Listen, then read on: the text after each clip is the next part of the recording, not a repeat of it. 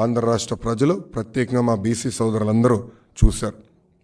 ఒక మాటలో చెప్పాలంటే బీసీ సోదరుల ద్రోహి ఈ జగన్. అమర్నాథ్ గౌడ్ అన్న కుర్రోడు కేవలం వాళ్ళ అక్కని వైకాపా నాయకుల పిల్లలు ఏడిపిస్తున్నారని ఊరు పెద్దలకి వెళ్ళి చెప్పాడు. అది తెలుసుకున్న తర్వాత అమర్నాథ్ గౌడ్ చదువుకుంటున్న పుస్తకాల నుంచి కాగితాలు చింపి అతని నోట్లో కుక్కేసి బతుకుండగా కాలు చేతులు కట్టి పెట్రోల్ పోసి తగలబెట్టి చంపేసింది ఈ ప్రభుత్వం. ఆ కుటుంబాన్ని కనీసం పరామర్శించడానికి ఈ ప్రభుత్వానికి మనసు రాలి. ముఖ్యమంత్రి గారు వెళ్ళలేదు అక్కడికి. ఇప్పుడు పరిస్థితి ఎలా ఉందంటే ఆ హత్య చేసిన అబ్బాయి ఈరోజు బయట తిరుగుతున్నాడు, ఆ కుటుంబాన్ని వేధిస్తున్నాడు. ఆ అబ్బాయికి బెయిల్ వచ్చిన తర్వాత ఊరిలోకి వెళ్తే ఊరేగింపులో వైకాపా నాయకులు అతని ఇంటికి తీసుకెళ్ళారు. ఇది ఒక ఉదాహరణ. ఇలా అనేక ఘటనలు రాష్ట్ర వ్యాప్తంగా బీసీ సోదరులపైన జరిగినాయి. ప్రొద్దుటూరులో మనందరం చూసాం. తెలుగుదేశం పార్టీ పద్మశాలి నాయకుడు నందం సుబ్బయ్య, అతను అక్కడున్న ఎమ్మెల్యే వ్యతిరేకంగా పోరాడినందుకు పిలిచి మరి పొద్దున పూట నరికి చంపేశారు. అసలు ఎలాంటి వాతావరణం సృష్టించారంటే ఆ శవాన్ని చూసేదానికి మనుషులు లేదానికి భయపడ్డారు. కేవలం భార్య అప్రజిత నిలబడింది కనుకనే ఆ కుటుంబం ఈరోజు న్యాయ పోరాటం చేయగలుగుతుంది. ఇలా అనేక ఘటనలు ఆంధ్ర రాష్ట్రంలో జరిగినాయి. ఎక్కడ కానీ ఈ ప్రభుత్వం స్పందించలేదు.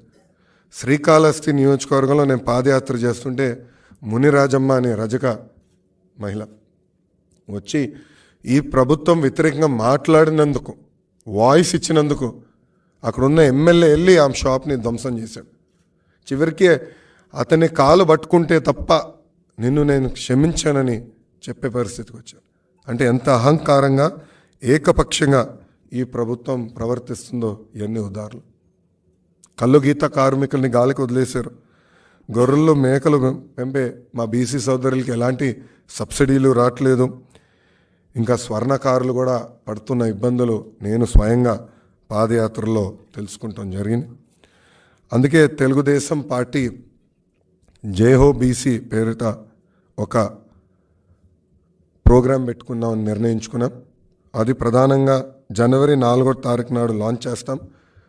మా జాతీయ అధ్యక్షుల వారు శ్రీ నారా చంద్రబాబు నాయుడు గారి నాయకత్వంలో ఇక్కడ ఒక వర్క్షాప్ ఏర్పాటు చేసుకుని ఇక్కడ నుంచి ఫస్ట్ ఫేజ్ అన్ని పార్లమెంట్లు, నియోజకవర్గాలు, మండలాల వరకు వెళ్ళి మా బీసీ సోదరులకు చైతన్యం తీసుకొచ్చి, అదేవిధంగా ఈ ప్రభుత్వం వల్ల వాళ్ళు ఎదుర్కొంటున్న కష్టాలు ఏంటని తెలుసుకుని అది మళ్ళీ పార్టీకి తెలియజేసే విధానం ఏర్పాటు చేసుకుంటాం. ఈ ప్రోగ్రాం అయిన తర్వాత స్టేట్ లెవెల్ అంటే బాబు గారు లాంచ్ చేసిన తర్వాత ఫీల్డ్కి వెళ్తారు. ఫీల్డ్ ప్రోగ్రాం పూర్తయిన తర్వాత స్టేట్ లెవెల్ ఒక సభ పెట్టుకొని బీసీ సోదరులకి ఒక ప్రత్యేకంగా మేనిఫెస్టో కూడా విడుదల చేయాలని తెలుగుదేశం పార్టీ నిర్ణయించింది.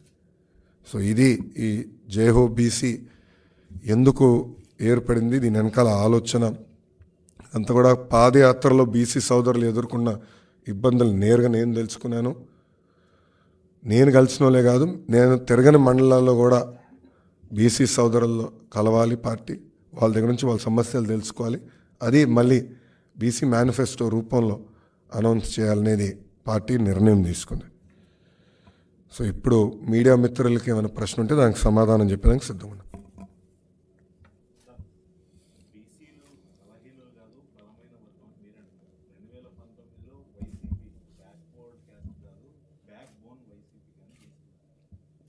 అందుకే కదా బ్యాక్ బోన్ అనే కదా వాళ్ళు 10% స్థానిక సంస్థ ఎన్నికల్లో రిజర్వేషన్ తగ్గించారు. బ్యాక్ బోన్ అనే కదా కార్పొరేషన్కి నిధులు లేకుండా, విధులు లేకుండా తయారు చేశారు. ఒక్క ఆదరణ పథకం ద్వారా ఒక్క పనిముట్టు ఇవ్వలేదు ఈ ప్రభుత్వం. కళ్ళు గీత కార్మికుల్ని గాలికి వదిలేశారు. ఇంకో పక్కన మీరు చూస్తే వాళ్ళ సొంత బడుగు బలహీన వర్గాలు చెందిన ఎమ్మెల్యేలు ఈరోజు మాకు సరైన గౌరవం దక్కట్లేదని చెప్పే పరిస్థితి వచ్చింది. నిన్న వాళ్ళ ఎమ్మెల్యేనే మాట్లాడారు, ఆ వీడియో కూడా బయటకు వచ్చింది. సో పార్థసారథి గారు మాట్లాడారు. ఎన్ని వాస్తవాలు ఎన్ని బయటకు వస్తున్నాయి కదా. సో మాటలకి చేతలకి చాలా తేడా ఉంది ఈ ప్రభుత్వంలో. ఇది మీరే చూస్తున్నారు, ఇన్ని దాడులు జరిగినాయి. ఇప్పుడు 26,000 మంది బీసీల పైన దొంగ కేసులు పెట్టి ఇబ్బంది పెట్టింది ఈ ప్రభుత్వం. అంటే ఎంత అన్యాయం చూడండి. ఏకంగా బీసీ సోదరుల పైన ఎస్సీ ఎస్టీ కేసు పెట్టి ఈరోజు ఏ జైలుకి వెళ్ళినా ఎక్కువ శాతం ఉండేది బీసీ సోదరులు. అంటే ఈ ప్రభుత్వం అంత వేధిస్తుంది. వేదిక మీద ఉన్న పెద్దలు కొంతమంది గురించి నేను ఈరోజు వివరించాను. ఇలా రాష్ట్ర వ్యాప్తంగా జరుగుతున్నాయి. సో చాలా ఏకపక్షంగా ఈ ప్రభుత్వం వ్యవహరిస్తుంది.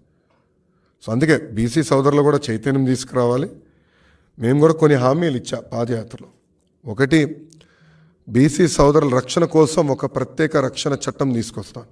అంటే ఎస్సీ ఎస్టీ అట్రాసిటీస్ యాక్ట్ తరహా ఒక ప్రత్యేక రక్షణ చట్టం తీసుకొస్తాను. రెండోది, ఇప్పుడు కాస్ట్ సర్టిఫికేట్ అనేది పర్మనెంట్గా ఉండట్లా. ప్రతిసారి మా బీసీ సోదరులు మేము బీసీ సోదరులను చెప్పుకోవాల్సిన పరిస్థితి వస్తుంది. ఎందుకు ఉండాలి అలా? పర్మనెంట్ కాస్ట్ సర్టిఫికేట్ ఇస్తామని కూడా హామీ ఇచ్చా. రెండోది, టెక్నాలజీతో అనుసంధానం చేసి ఇప్పుడు బటన్ నొక్కితే భోజనం ఇంటికి వస్తుంది, బటన్ నొక్కితే క్యాబ్ ఇంటికి వస్తుంది, బటన్ నొక్కితే కాస్ట్ సర్టిఫికేట్ ఎందుకు రావట్లా? ఇప్పుడు Aadhaar number permanent, caste certificate ఎందుకు పర్మనెంట్ ఉండట్లా? సో పర్మనెంట్ కాస్ట్ సర్టిఫికేట్ ఇస్తాం. అదేవిధంగా యాప్ ద్వారా ఆ సర్టిఫికేట్ వాళ్ళకి అందుబాటులో తీసుకొస్తాం. సో ఏ ప్రభుత్వ ఆఫీస్ చుట్టూ తిరగకుండా అది అందజేసే బాధ్యత మేము తీసుకుంటామని చెప్పా. మూడోది, ఉపకులాల వారిగా దామాషా ప్రకారం ఉపకులాల వారిగా నిధులు కేటాయించి ఆ నిధులు స్వయం ఉపాధి ఆ కులాల్లో ఉన్న బీసీ సోదరులకి సంక్షేమం కోసమే ఖర్చు పెడతామని కూడా చెప్తాం జరిగింది. ఇంకా నియోజకవర్గ స్థాయిలో కూడా అక్కడున్న బీసీ సోదరుల దామాషా ప్రకారం కమ్యూనిటీ భవనాలు కూడా ఏర్పాటు చేస్తామని మేము చెప్తాం జరిగింది. ఇంకా విదేశీ విద్య ఆపేసిన బెస్ట్ అవైలబుల్ స్కూల్స్ లాంటి ఈ అద్భుతమైన సంక్షేమ కార్యక్రమాలు మళ్ళీ మేము ప్రారంభిస్తామని చెప్పాం. లాస్ట్ పాయింట్ కూడా, స్థానిక సంస్థల్లో తగ్గించిన 10% రిజర్వేషన్ మళ్ళీ తెలుగుదేశం పార్టీ అధికారంలోకి వచ్చిన తర్వాత బీసీ సోదరులు కల్పిస్తామని కూడా హామీ ఇచ్చాం. సో ఇది పాదయాత్రలో జరిగినప్పుడు నాకు వచ్చిన ఫీడ్బ్యాక్ ప్రకారం పెద్దలతో చర్చించి ఇది మేము ప్రత్యేకంగా హామీ ఇచ్చేసాం. దీనిపైన ఇంకేం చేస్తే బాగుంటుంది, ఎలా చేస్తే బాగుంటుంది అనేది మేము చర్చించి ముందలు తీసుకెళ్తాం. అనా ఈ ప్రోగ్రాం 2 నెలల పాటు జరుగుతుంది.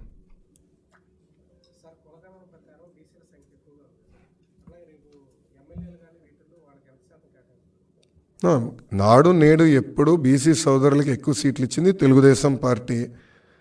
అటు కౌన్సిల్లో కానివ్వండి, అసెంబ్లీలో కానివ్వండి, నామినేటెడ్ పోస్ట్లో కానివ్వండి, పెద్ద ఎత్తున బీసీ సోదరులకే మేము సీట్లు ఇచ్చాం. రేపు పార్లమెంట్లో కూడా అంటే ఎంపీ లోక్సభ కానివ్వండి, అటు రాజ్యసభ కూడా ఎక్కువ శాతం బీసీలను పంపించాలని ఇప్పటికీ బాబు గారు నిర్ణయించుకున్నారు. మేము క్యాండిడేట్స్ ప్రకటించినప్పుడు అది మీకు తెలుస్తుంది.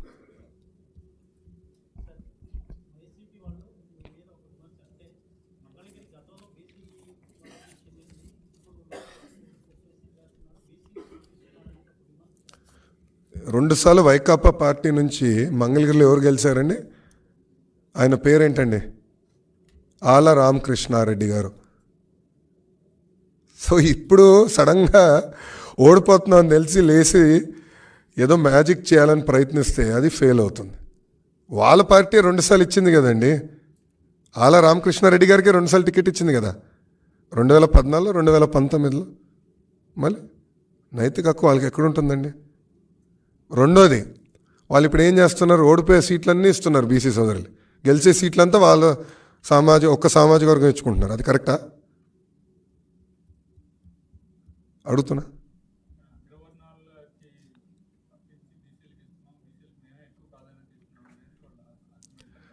సో ఇప్పుడు గుంటూరు వెస్ట్ ఇచ్చారు, వేవ్లో కూడా గెలవలేదు వాళ్ళు. నంబర్ 1. మంగళగిరి 2 సార్లు గెలిచారు, ఈసారి గ్యారంటీగా వైకాపా పార్టీ ఓడిపోతాం ఖాయం. అది తెలిసే ముందలు తప్పించారు. దానికన్నా ఏం చేశారు చెప్పండి? కడప ఎంపీ ఇవ్వమనండి, బీసీలకి కడప ఎంపీ ఇవ్వమనండి. ఎవరు ఇవ్వద్దంటున్నారు? గెలిచే సీటు కదా, గ్యారంటీ గన్ షాట్ సీట్ కదా, సొంత బంధువు కాదని ఇవ్వమనండి, అప్పుడు ఒప్పుకుంటా. ఓకే, గెలిచే సీటు ఉంది కదా పులివెందల, అది ఇవ్వమనండి. అరే ఓడిపోయే సీట్లు బీసీ సోదరులకి ఇచ్చి మేదో న్యాయం చేస్తున్నాం పొడి చేస్తున్నాం అంటే ఎవరు నమ్ముతారు స్వామి? ఇక్కడ అడుగుతున్నా, ఎవరు నమ్ముతారు? ఇప్పుడు గతంలో గెలిచిన చిలుకలూరుపేట సీటు కాదని ఎప్పుడు గెలవని వెస్ట్కి తీసుకొచ్చి అభ్యర్థిని పెడితే ఎట్లా వర్కౌట్ అవుతుంది?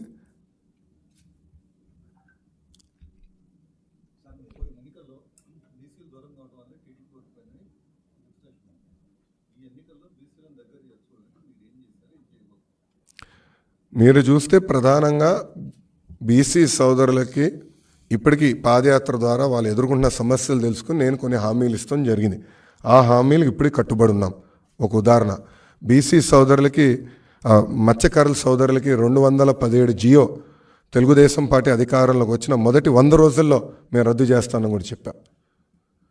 సో చాలా స్పష్టంగా ఉపకులాల వారిగా వాళ్ళు ఎదుర్కొంటున్న సమస్యలు ఏంటి, రేపు మన ప్రభుత్వం ఏర్పడిన తర్వాత ఎలా అమలు చేస్తామని కూడా చాలా స్పష్టంగా చెప్తాం జరుగుతుంది.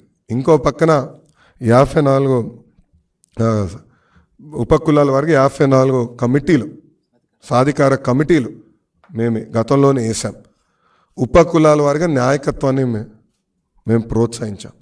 వాళ్ళు కూడా ఆయా ఉపకులాల వారిగా మీటింగ్లు పెట్టుకున్నారు, వాళ్ళు కొన్ని వివరాలు సేకరించారు. అవి కూడా రేపు మేనిఫెస్టో ప్రకటించినప్పుడు దాంట్లో మేము పెడతాం.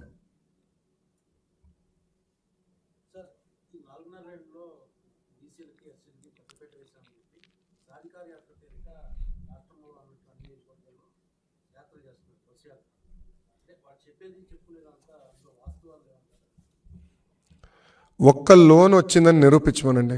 ఒక్క బీసీ సోదరికి లోన్ ఇచ్చారని ప్రభుత్వం నిరూపించమనండి. ఒకరే ఒకరికి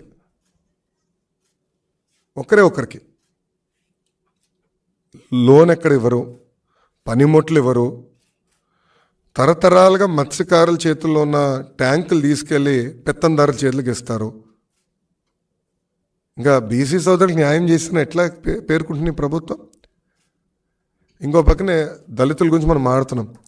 ఎప్పుడు లేని విధంగా దళితులపైన ఇన్ని దాడులు జరుగుతుంటే కనీసం ఒక్కసారి నోరిప్పాడా ఈ ముఖ్యమంత్రి? డాక్టర్ సుధాకర్ ఏమైంది? అనితా రాణి గారు ఏమయ్యారు? ఓం ప్రతాప్, కిషోర్, మహేంద్ర, ఇట్లా అనేక మంది దళితులపైన ప్రభుత్వం దాడి చేస్తే ఏమైంది ప్రభుత్వం? అరే దళిత హోంమంత్రి గారు ఆమె సొంత నియోజకవర్గంలో దళితుల్ని కాపాడలేకపోతుంది. ఆమె సొంత నియోజకవర్గంలో దళితులపైన దాడి జరుగుతుంటే ఆమె కాపాడలేకపోతుంది. ఇంకా బీసీలకి న్యాయం చేసిన ఎట్లా ఒప్పుకుంటామండి? దళితులకి న్యాయం చేసిన ఎట్లా ఒప్పుకుంటాం? సో బస్సు వేసుకుని తిరిగినంత మాత్రాన తప్పు ఒప్పదు కదా.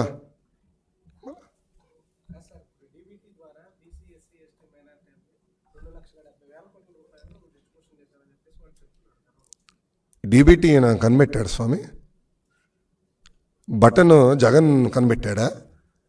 2009 ఎన్నికల మేనిఫెస్టోలో ఆనాడు తెలుగుదేశం పార్టీ డీబీటీ ప్రకటించింది. అది 2014లో మేము అమలు చేశాం. ఇప్పుడు బీసీ కార్పొరేషన్ ఎందుకు ఏర్పాటు చేస్తామండి? బీసీ సోదరుల్ని పేదరికం నుంచి శాశ్వతంగా బయటికి తీసుకొచ్చేదానికే సంక్షేమ కార్యక్రమాలు చేస్తాం, స్వయం ఉపాధి కల్పిస్తాం. సో సబ్సిడీ ద్వారా లోన్లు అందజేస్తాం, పనిముట్లు అందజేస్తాం. అది మా ఎజెండా. అది ప్రభుత్వం ఎక్కడ చేసింది నాకు చెప్పమనండి. అంటే రొటీన్గా ఇచ్చే పెన్షన్లు, అరకొర ఇచ్చే స్కూల్ ఫీ రీంబర్స్మెంటు, అర్ధ వడ్డీ, ఇవన్నీ దాంట్లో రాసేసుకుని బీసీలకి మేము న్యాయం చేసామంటే ఇది ఎంతవరకు కరెక్ట్? మేము చూసాం కదా, మా కౌన్సిల్ ఉన్నప్పుడు మాకు కూడా పుస్తకాలు ఇచ్చేవారు కదా, అయ్యే ఉండేది. కానీ ఒక్క లోన్ ఇవ్వలా. అంతెందుకు దళితులకు అయితే దళితులకు రావాల్సిన 27 సంక్షేమ కార్యక్రమాలు రద్దు చేసింది ప్రభుత్వం. దాని గురించి మాట్లాడమందాం. బీసీ సోదరులకు ఎందుకు విదేశీ విద్య కట్ చేసింది? పీజీ ఫీ రీంబర్స్మెంట్ ఎందుకు కట్ చేసింది? బెస్ట్ అవైలబుల్ స్కూల్ ఎందుకు కట్ చేసింది? కనీసం ఆంధ్ర రాష్ట్రంలో ఒక్క కమ్యూనిటీ భవనం కూడా పూర్తి చేయలేదండి. 80% పనులు తెలుగుదేశం పార్టీ అధికారంలో ఉన్నప్పుడు పూర్తి చేశాం. మిగిలిన 20% పనులు కూడా పూర్తి చేయలేదు ప్రభుత్వం. నేను అనేక సెల్ఫీలు కూడా దిగి చూపించా పాదయాత్రలో. మళ్ళీ వీళ్ళెట్లా క్లెయిమ్ చేస్తారండి న్యాయం చేశామని? అది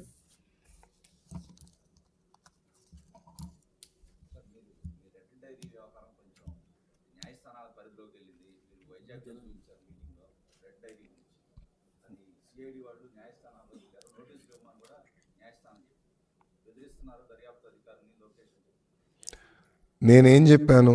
ఏ అధికారులైతే చట్టాన్ని ఉల్లంఘించి మా కార్యకర్తల్ని నాయకుల్ని ఇబ్బంది పెట్టారో వాళ్ళ పేరు నేను రాసుకున్నాను. నంబర్ 1, వాళ్ళపైన రేపు జ్యుడిషియల్ ఎంక్వైరీ చేస్తాం, వాళ్ళని సర్వీస్ నుంచి డిస్మిస్ చేస్తాం, న్యాయబద్ధమైన చర్యలు తీసుకుంటాం. ఇది మేము చెప్పా. ఓకే, సో ఎక్కడ నేను చట్టాన్ని ఉల్లంఘించా, రాజ్యాంగాన్ని ఉల్లంఘించా? నేను సూటిగా అడుగుతున్నా. అంటే తప్పు చేసిన వాళ్ళు తప్పు చేయలేదని నేను ఒప్పుకోవాలండి. ఓకే, రేపు ఒక పని చేద్దాం, సిఐడి వాళ్ళని స్క్రిప్ట్ పంపించమనండి, నేను చదువుతా. ఎందుకు ఈ గోలా? తమ మేధావులు ఉన్నారు కదా, రఘురామరెడ్డి వీళ్ళందరూ కొంతమంది ఉన్నారు కదా, సీతారామాంజనేయులు, సజ్జల, వాళ్ళే కూర్చొని స్క్రిప్ట్ రాసి పంపించమనండి, నో ప్రాబ్లం. నేను అదే చదువుతా. ఎందుకు ఈ గోలంతా? అంటే మాట్లాడే స్వేచ్ఛ లేదా మాకు? ఒక పక్కనేమో నన్ను పిలిచారు 2 రోజులు ఇన్వెస్టిగేషన్, చివరికి ఏం లేదని వాళ్ళకి అర్థమైంది. నేను వాస్తవాలు చెప్పాను, దాంట్లో తప్పేంటి? ఏ అధికారులు అయితే చట్టాన్ని ఉల్లంఘించారో వాళ్ళు మేము వదిలిపెట్టామని చెప్పాను.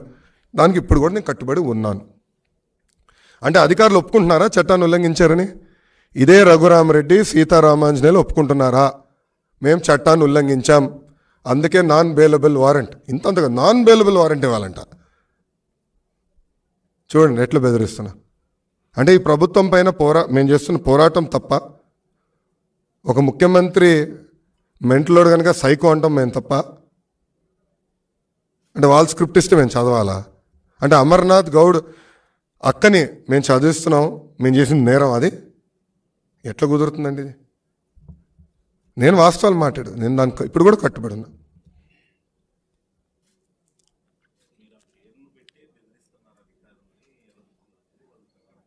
ఎర్ర బుక్లో ఎవరి పేర్లు ఉన్నాయని వాళ్ళకి తెలుసండి. అంటే వాళ్ళు చట్టం ఉల్లంఘించారని రఘురామరెడ్డి, సీతారామాంజనేయులు ఒప్పుకుంటున్నారా? Straight question to them. వెనకాల కూర్చుని వీళ్ళిద్దరూ చాలా తెలివైన ఆఫీసర్లు అండి. కింద వాళ్ళందరినీ బలిపసులు చేస్తున్నారు.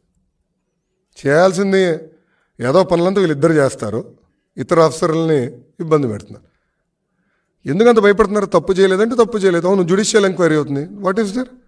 అక్కడ నిరూపించుకోమని. లేదు సార్ మేము తప్పు చేయలేదు, ఫస్ట్ ఆల్ వాళ్ళ పేరు పెట్టారు, నేను ఎక్కడ చెప్పాను? ఎందుకంత భయపడుతున్నారు? వాళ్ళు తప్పు చేసిన అధికారులు భయపడతారు, సింపుల్. వాళ్ళు తప్పు చేశారు లేదో వాళ్ళు తేల్చుకోమని.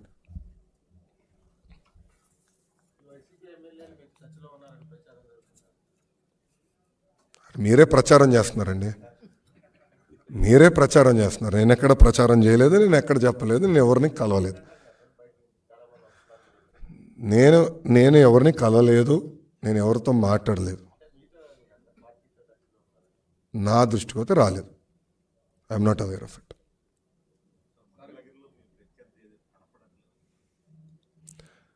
అంటే అది మంగళగిరిలో పాపం ప్రజలు అనేక ఇబ్బందులు ఎదుర్కొంటున్నారు. ఒకటి, మంగళగిరి తాడేపల్లి మున్సిపల్ కార్పొరేషన్ కనీసం ఎన్నికలు కూడా ఈ ప్రభుత్వాలు జరపలేదు. సో అటు పక్కన అది జరగలేదు. ఎమ్మెల్యే గారేమో ఇప్పుడు ఇంకా ఈ పార్టీ ఉండదని ఆయన డిసైడ్ అయిపోయి ఆయన కూడా వదిలేశారు. దానివల్ల తీవ్రంగా ఇబ్బంది పడేది ప్రజలు, మా మంగళగిరి ప్రజలు. సో ఇంకా 3 నెలలే కదా ఈ ప్రభుత్వం టైం, డెడ్ లైన్ దగ్గర పడుతుంది. ఈ ప్రభుత్వం ఇంటికి వెళ్తాం ఖాయం. తప్పనిసరిగా మళ్ళీ గతంలో ఏదైతే హామీలు మంగళగిరికి ఇచ్చిందో దానికి నేను కట్టుబడిన మంగళగిరిని అభివృద్ధి చేస్తా.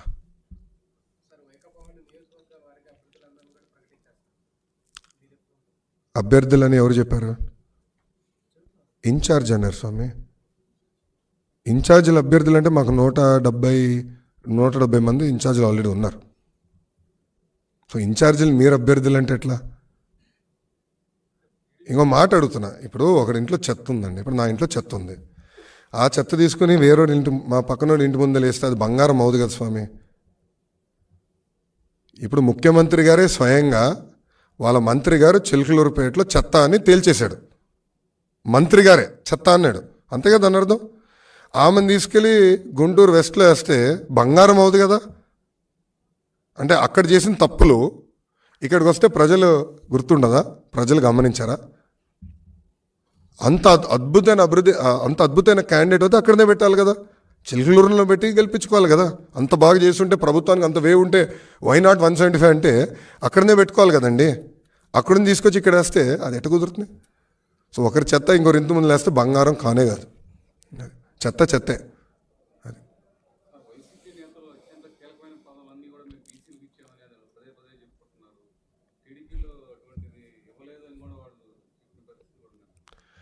అన్న వాస్తవాలు నాకన్నా మీకే బాగా తెలుసు. శాసనసభలో కానీ శాసన మండలిలో కానీ అటు పక్కన పార్లమెంట్ లోక్సభ రాజ్యసభలో కూడా పెద్ద ఎత్తున బీసీలని ప్రోత్సహించింది తెలుగుదేశం పార్టీ. టీటీడీ చైర్పర్సన్ చేసింది బీసీలకే ఇచ్చింది తెలుగుదేశం పార్టీ. తుడా చైర్పర్సన్ చేసింది తెలుగుదేశం పార్టీ. అనేక కీలకమైన పదవులు మేము బీసీ సోదరులకే ఇచ్చాం. ఇప్పుడు టీటీడీ చైర్పర్సన్ ఎవరో నాకన్నా మీకే బాగా తెలుసు. 2 టర్మ్స్ ఏ సామాజిక వర్గంకి ఇచ్చారో నాకన్నా మీకే బాగా తెలుసు. ఈ వాస్తవాలను చర్చించడానికి మేము అందరం సిద్ధంగా ఉన్నాం. ఎప్పుడో చెప్పా.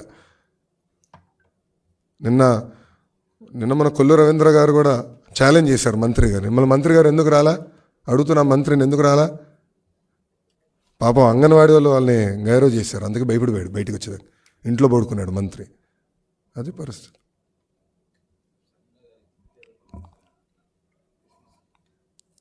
అంటాం కాదండి, అది పంపించారు, ట్వీట్ కూడా చేశా.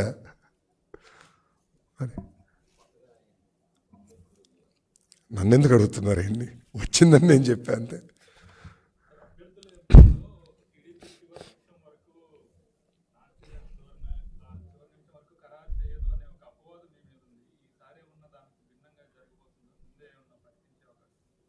జనరల్గా ఒక పార్టీ, తెలుగుదేశం పార్టీ కోడ్ అంటే ఎలక్షన్స్ షెడ్యూల్ అనౌన్స్ చేసిన తర్వాత అభ్యర్థులను అనౌన్స్ చేస్తాం జరుగుతుంది.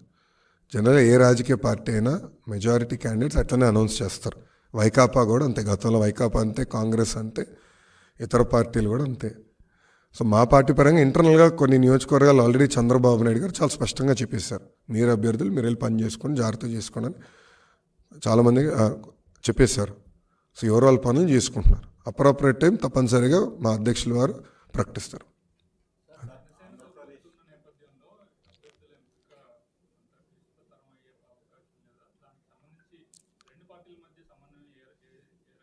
అద్భుతంగా ఉంది కదా, మీరే కంగారు పడుతున్నట్టున్నారు. మీడియా మిత్రులే కంగారు పడుతున్నారు. మాకు సమన్వయం లేదని మీరెట్లా తెలుస్తారు? మేము కలిసి పని చేస్తున్నాం, ప్రోగ్రాంలు చేసుకున్నాం, యాక్టివిటీ జరుగుతుంది. బాబు షూరిటీ భవిష్యత్ గ్యారంటీలో అటు జనసేన వాళ్ళు ఇటు తెలుగుదేశం వాళ్ళు కలిసి తిరుగుతున్నారు. ఎక్కడ గొడవలు లేవు. సో ఎందుకు భయపడాల్సిన అవసరం ఉంది? సమన్వయం లేదని మీరెట చెప్తారు? అది పండగ తర్వాత అనౌన్స్ చేస్తారండి.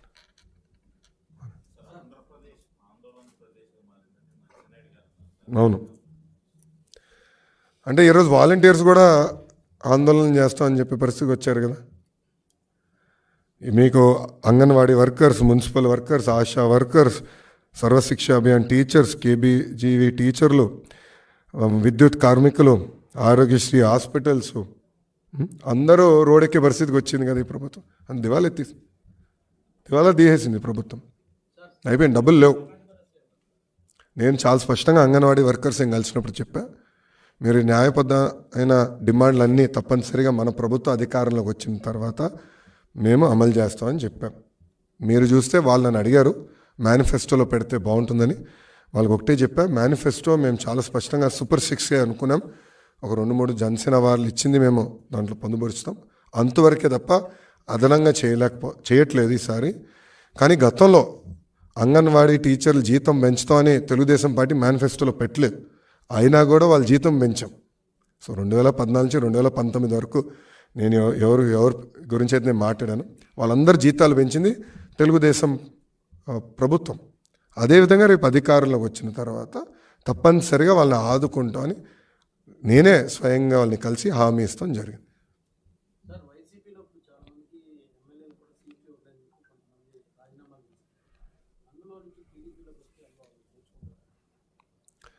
అది candidate to candidate Telugu Desam party మా జాతీయ అధ్యక్షులు వారు నిర్ణయిస్తారు. అది క్యాండిడేట్ టు క్యాండిడేట్ ఉంటుంది.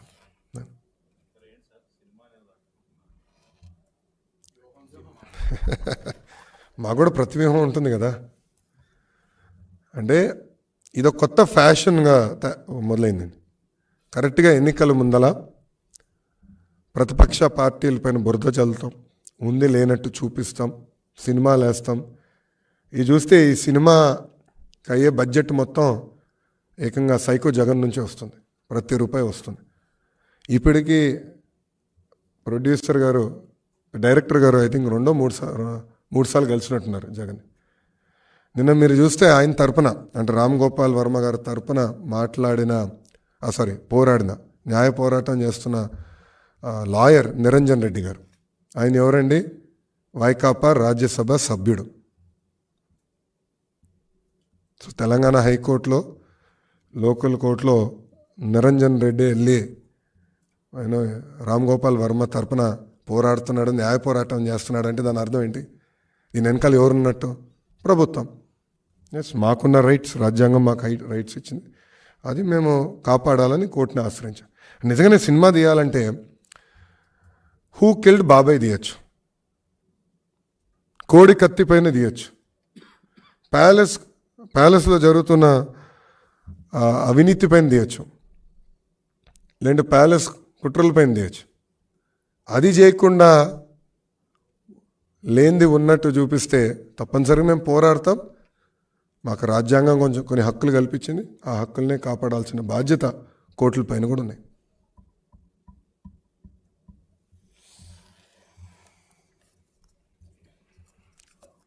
ఇంకేం క్వశ్చన్స్ లేవా?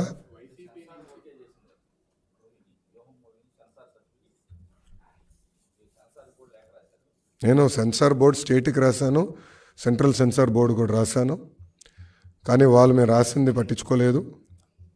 అందుకే మేము కోర్టుని ఆశ్రయించాం. జనవరి 11th వరకు మళ్ళీ స్టే చేశారు, 11th మళ్ళీ వింటానని కోర్టు చెప్పింది. ఈ లోపల వీళ్ళు ఏం చేస్తారో చేయండి, we are ready for it, will face it.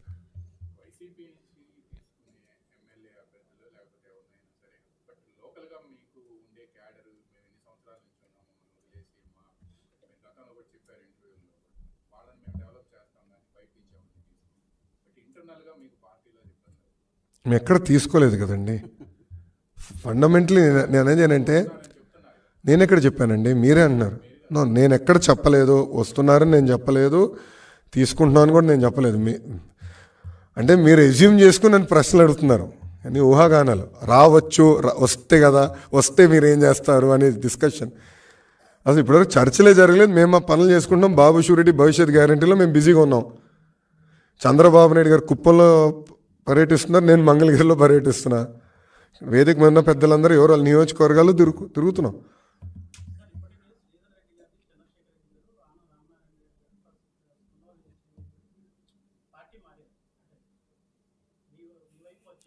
పార్టీలో చేరారు. ఎస్, దాంట్లో ఇన్ఛార్జిగా ఇచ్చింది ఒకరికి, వాళ్ళు పని చేసుకుంటున్న వెళ్తారు, అక్కడ సమన్వయంతో పని చేసుకుంటున్నారు. There is no issue. కార్యకర్తలకు ఇబ్బంది లేదు, నాయకులకి ఇబ్బంది లేదు. అది క్లారిటీ. అది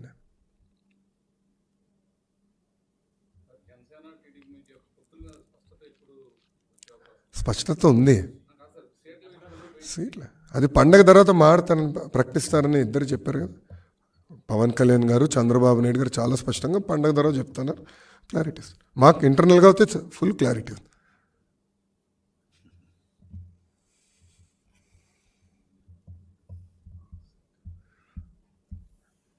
మా టీవీ నేను ఎన్టీవీ రాలేదు ఈరోజు, అది వచ్చాడు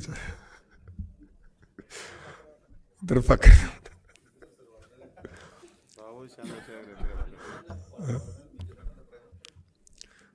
ఏంటి సార్ అంటే వాళ్ళు కూడా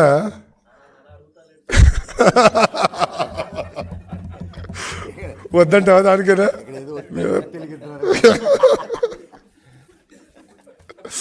చాలా ఆఫ్ రికార్డ్ మాడదాంలేండి, మనల్ని ఎక్కువ ఫీల్ అవుతున్నాడు.